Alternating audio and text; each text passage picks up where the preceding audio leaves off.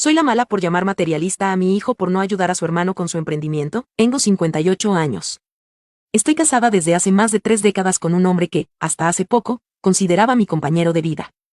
Tenemos 2 hijos, Fernando, 32, que trabaja como programador y vive solo en su departamento, y José, 27, que todavía vive con nosotros y estudió para ser chef. Ambos han sido criados bajo el mismo principio: la familia es lo primero, o al menos eso creía yo. José siempre fue más soñador, más emocional, más frágil también. Nunca logró encajar del todo en los trabajos que conseguía. No porque no se esforzara, sino porque, simplemente no era para él.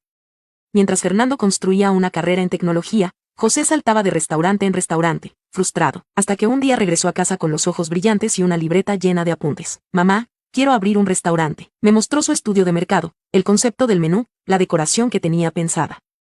Había investigado precios, licencias, ubicación, hasta tenía un nombre para el local. Lo había planeado todo, y por primera vez en años, lo vi vivo. Lo vi convencido. No pude evitar emocionarme. Le dije que íbamos a ver cómo podíamos ayudarlo. Esa noche, hablé con mi esposo. ¿Cuánto necesita?, me preguntó, sin levantar la vista del televisor. Unos $40,000, le respondí. Su silencio fue inmediato. No fue sorpresa, ni duda. Fue rechazo. Es demasiado, dijo. Ese dinero es parte de nuestros ahorros para la jubilación. No podemos arriesgarlo todo en una idea, pero es nuestro hijo. Tiene una visión. ¿No deberíamos ser nosotros los que lo apoyamos ahora que lo necesita? Apoyar no significa financiar sueños caros. Si quiere lograrlo, que trabaje. Como todos. Ya le hemos dado suficiente. Sus palabras me sonaron frías. Como si no habláramos de nuestro hijo, sino de un desconocido que venía a pedir limosna. Intenté convencerlo. Le recordé que José había intentado todo. Que esto era diferente. Que necesitaba ese impulso. Lo pensó un poco más. Finalmente, accedió a darle 10,000 pesos. Eso es lo máximo que puedo darte, dijo. El resto, que lo consiga como pueda. No era suficiente, pero tampoco me rendí. José me agradeció por interceder. Yo no le dije que su padre prácticamente lo consideraba un gasto innecesario. Solo le aseguré que haríamos que funcionara, y entonces pensé en Fernando. Él estaba en una mejor posición. Su carrera como programador por fin había despegado. Se había comprado su departamento recientemente. Tenía ingresos estables, sin hijos, sin esposa, sin deudas visibles. Me dije, si alguien puede apoyar a su hermano, es él. Además, ¿acaso no era eso lo que se suponía que hacían los hermanos? ¿Apoyarse? ¿Salvarse? Así que fui a su departamento un sábado por la mañana. Llevé panecillos, como cuando era niño. Hablamos un rato sobre cosas banales, hasta que sentí que era el momento de sacar el tema. Le pregunté cómo iba todo. Me dijo que bien. Y entonces le lancé la pregunta. Fernando, ¿estarías dispuesto a ayudar a tu hermano con su emprendimiento? Me miró, curioso. ¿Cómo? Necesita $30,000. Ya tiene 10, pero le falta el resto. Y tú podrías prestárselos. O incluso vender tu departamento por un tiempo, mientras lo ayudas. Con tu sueldo, podrías comprarte otro más adelante. El silencio que siguió fue largo. Tenso, Fernando se recostó en la silla, cruzó los brazos y me miró con incredulidad. ¿Me estás pidiendo que venda mi casa para pagarle un negocio a José? No es pagarle. Es ayudarlo. Es tu hermano. Está empezando. Esto es importante. Mamá, eso es una locura. ¿Locura? Esto es familia. ¿Qué vale más, una casa o tu hermano? Y en ese momento, vi cómo su expresión se transformaba. Ya no era confusión, era rabia, rabia contenida. Y entonces, Fernando me dijo algo que no esperaba, y que lo cambió todo. Lo que dijo a continuación me tomó por sorpresa. ¿Sabes cuántas veces he tenido que hacerme solo? Me soltó Fernando, con la mandíbula apretada. ¿Cuántas veces esperé que alguien me ayudara con algo? ¿Y ahora vienes a pedirme que venda mi casa para rescatar a José? No te estoy pidiendo que la regales, te estoy pidiendo que la pongas en pausa. Es tu hermano, Fernando. Tu hermano está tratando de salir adelante. ¿Y eso qué tiene que ver conmigo? Me interrumpió, alzando la voz por primera vez. ¿Tú escuchas lo que estás diciendo? ¿De verdad pensaste que iba a decirte que sí? Yo pensé que entenderías. Que después de todo lo que hemos hecho por ustedes. ¿Por ustedes? Se rió sin humor. Siempre fue por él, mamá. Siempre. Yo solo fui el que no causaba problemas, el que sacaba buenas notas, el que no pedía nada. Eso no es cierto. No. ¿Quieres que te recuerde cuando me dijiste que no podías pagarme el curso de verano en la universidad porque había que ayudar a José con su escuela de cocina? ¿O cuando tuve que mudarme solo porque él no podía vivir con alguien tan exigente? Siempre fue lo mismo. Yo soy fuerte, ¿no? Yo me las arreglo, Fernando, y ahora vienes a tocarme la puerta, con panecillos, para que venda mi casa por su capricho empresarial. ¿Y si quiebra? ¿Y si no funciona? ¿Qué pasa conmigo? ¿Me vas a recibir en tu casa como hiciste con él? No supe qué responder. Me sentía atacada, incomprendida. Lo único que estaba haciendo era intentar unir a mis hijos. Apoyar el sueño de uno con la ayuda del otro.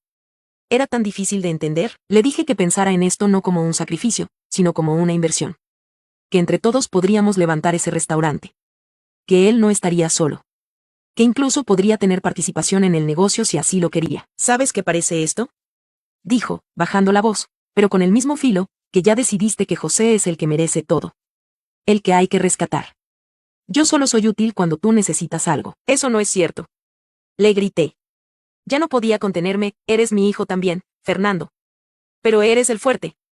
Eres el que ya está hecho. José solo necesita un poco de ayuda para empezar. No. José necesita aprender que el mundo no se le debe nada. El silencio fue helado. Fernando se levantó. Caminó hacia la cocina. Sirvió un vaso de agua. Lo bebió de golpe. Lo máximo que puedo darte son $10,000, dijo finalmente, sin mirarme. No te los regalo. Se los presto. Y con eso termina mi participación en este drama. Eso no es suficiente, le dije, sintiendo un nudo en la garganta. No alcanza. Entonces no cuentes conmigo. Esa última frase me dolió más que cualquier otra. Me despedí en silencio, con las manos temblorosas.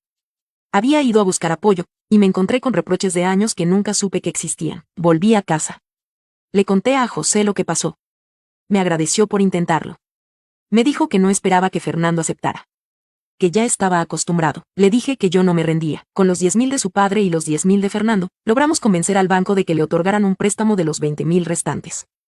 Firmamos documentos, preparamos todo. José se movía con una energía que no le veía desde niño. Pintó, armó menús, contrató personal, cocinaba hasta la madrugada, y el restaurante abrió. Los primeros días fueron intensos. Amigos, conocidos, curiosos. Parecía que todo iba a salir bien. José sonreía, yo lo ayudaba en lo que podía. Hasta mi esposo fue a la inauguración y le estrechó la mano como si creyera en él. Pero bastaron unas semanas para que la realidad empezara a instalarse. Clientes que no volvían. Proveedores que cobraban demasiado. Personal que no rendía. Pérdidas. Gastos imprevistos. Críticas en redes. José decía que era normal, que todo negocio tiene un mal comienzo. Yo le creía. Quería creerle, hasta que una tarde, mientras tomábamos café en la cocina, lo vi callado. La mirada perdida. Ojeras profundas. Y ahí lo dijo, mamá, creo que no va a funcionar. Y fue entonces cuando empecé a darme cuenta de que tal vez, todo se iba a ir al carajo. No sabía que una sola palabra podía pesar tanto. Me la repitió en voz baja, casi como un susurro maldito, como si al decirle estuviera firmando una sentencia. No va a funcionar, mamá. Y luego, estoy jodido, no supe qué decirle. Lo abracé. Quise creer que era solo un bache, una mala racha. Que todo podía remontarse si le dábamos más tiempo. Pero en el fondo, algo en mí ya lo sabía, el restaurante había fracasado. Los días siguientes fueron un desfile de malas noticias. Un proveedor amenazó con demandar por falta de pago. Los empleados renunciaban sin previo aviso. La cuenta bancaria se vaciaba más rápido de lo que se llenaba. Las deudas del banco no esperaban. José, ese hijo que tantas veces vi luchar por un propósito, ahora se escondía en su habitación.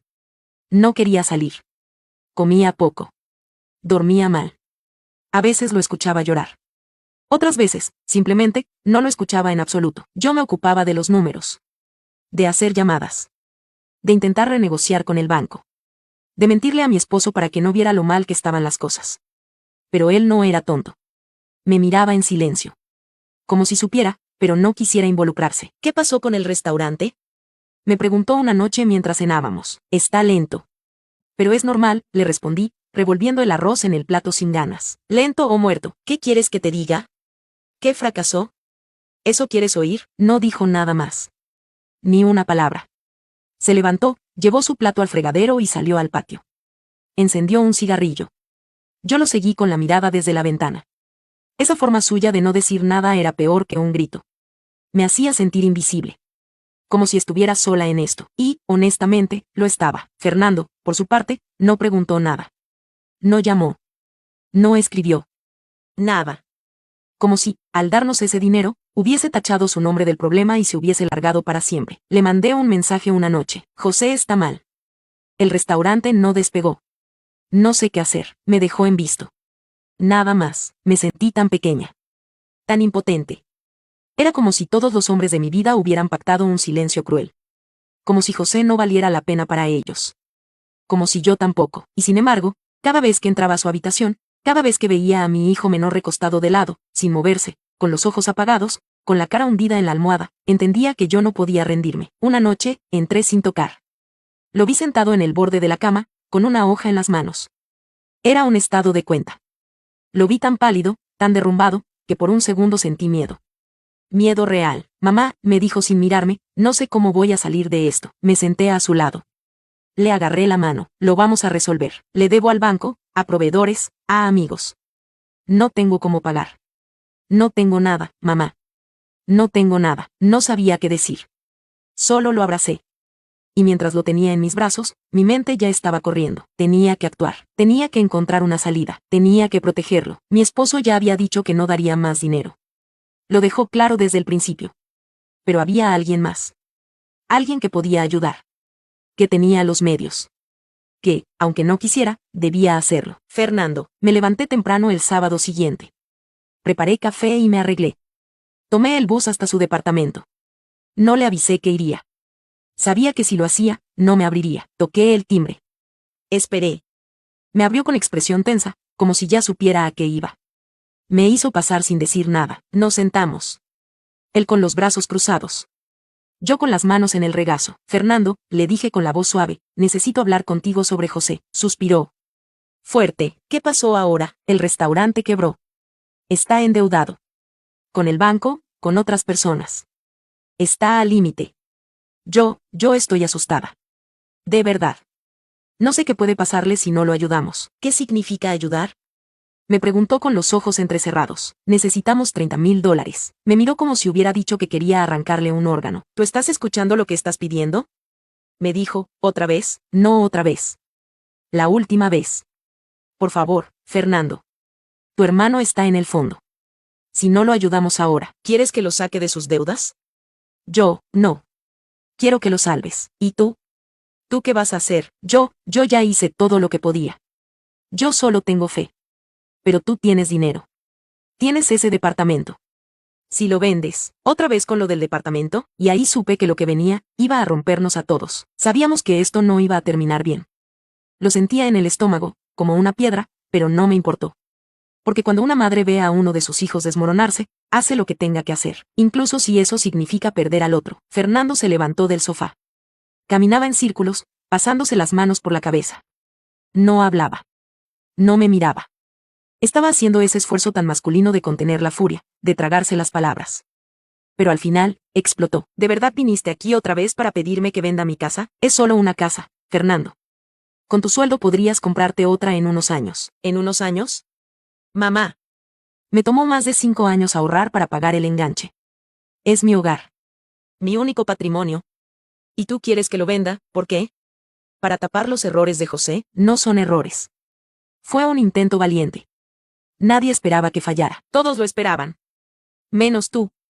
Tú y tu manía de pensar que si crees lo suficiente, las cosas se arreglan. No funcionan así las cosas. Claro que no funcionan así. Porque tú no haces nada por hacerlas funcionar. Yo ya hice. Te di $10,000. ¿Quieres más? Eso no fue suficiente para ti. ¿O es que piensas que soy tu cajero automático? Eres su hermano, Fernando. La familia no se abandona cuando las cosas se ponen feas. ¿Y tú cuándo fuiste familia conmigo? Me dijo, clavando los ojos en los míos, cuando estuviste ahí cuando me quebré en la universidad. Cuando trabajaba hasta las 2 de la mañana mientras cuidaba a José los fines de semana porque ustedes no podían con él. O cuando me fui a vivir solo y nadie me preguntó si tenía para comer. No dije nada. No porque no tuviera que decir, sino porque nunca había visto tanta rabia en él. Tanta herida junta. Estoy cansado, continuó. Cansado de ser el que tiene que sacrificarse por el otro. Cansado de ver cómo tú lo defiendes incluso cuando arruina todo. José no necesita ayuda. José necesita consecuencias. Tú no entiendes nada, le dije con la voz temblorosa. Hablas desde el egoísmo. Desde el resentimiento. No eres una víctima, Fernando. Eres un hombre adulto con trabajo, casa, salud, y no eres capaz de mover un dedo. ¿Egoísta? Yo. Porque no quiero perder todo por culpa de tu favorito. Es tu hermano, y tú eres una manipuladora. Ahí se rompió algo, no en mí. En él, nunca me había dicho eso. Nunca. Y lo dijo con tanto desprecio que me dolió más que cualquier rechazo. Más que cualquier no. Lárgate de mi casa, mamá, me dijo, señalando la puerta. Y no vuelvas hasta que entiendas lo que estás haciendo. ¿Eso quieres? ¿Romper con tu madre? Tú ya rompiste conmigo hace años. Yo solo estoy terminando lo que tú empezaste. Me quedé en silencio unos segundos. Temblando. Con la boca seca. Con el orgullo herido. Pero también, todavía, con esa absurda idea de que tenía razón. Salí. No sin antes decir lo último que me quedaba. Eres un malagradecido, Fernando. Y algún día vas a darte cuenta de que el dinero no es lo más importante. Pero será tarde. Y ahí sí estarás solo. Cerró la puerta sin responder. Volví a casa sin decir nada. José me vio llegar con los ojos hinchados. Me preguntó qué pasó. Le dije que no lo logró. Que no quiso entender. Me abrazó. Me pidió perdón. Como si él tuviera la culpa de que su hermano nos diera la espalda. Esa noche, escribí en el grupo familiar. No un mensaje cualquiera. Uno largo. Uno donde explicaba todo. Donde contaba cómo Fernando se negó a ayudar. Cómo me echó de su casa. Cómo había elegido el dinero por sobre la sangre. Terminé el texto diciendo, estoy decepcionada. Y tengo el corazón roto. Pensé que había criado a un hombre, no a un banquero sin alma. Presioné enviar. Pensé que alguien me entendería. Que alguien se pondría de mi lado, pero lo que encontré fue otra cosa. Lo único que recibí fueron burlas.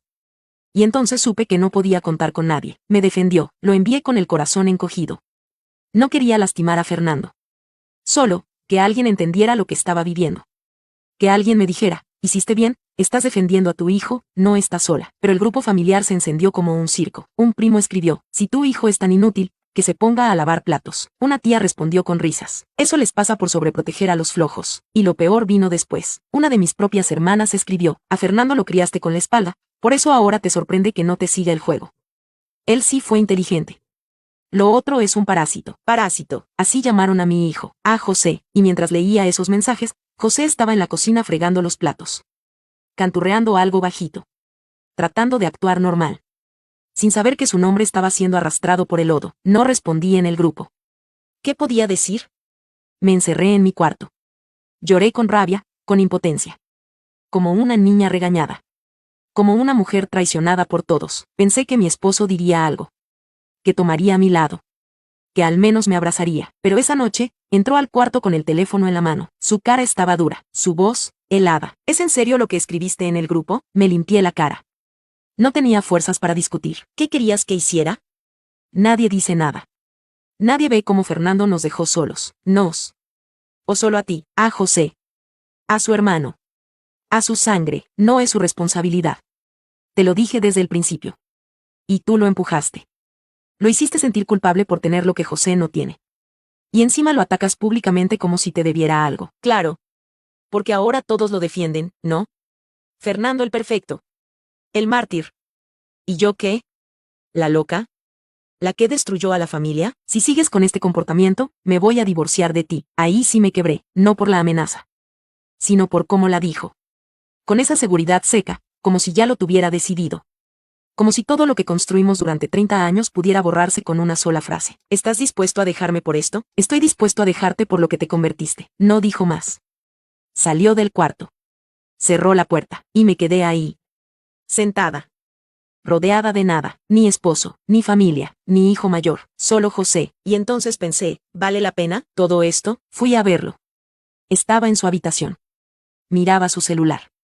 Me vio entrar, me sonrió. ¿Estás bien?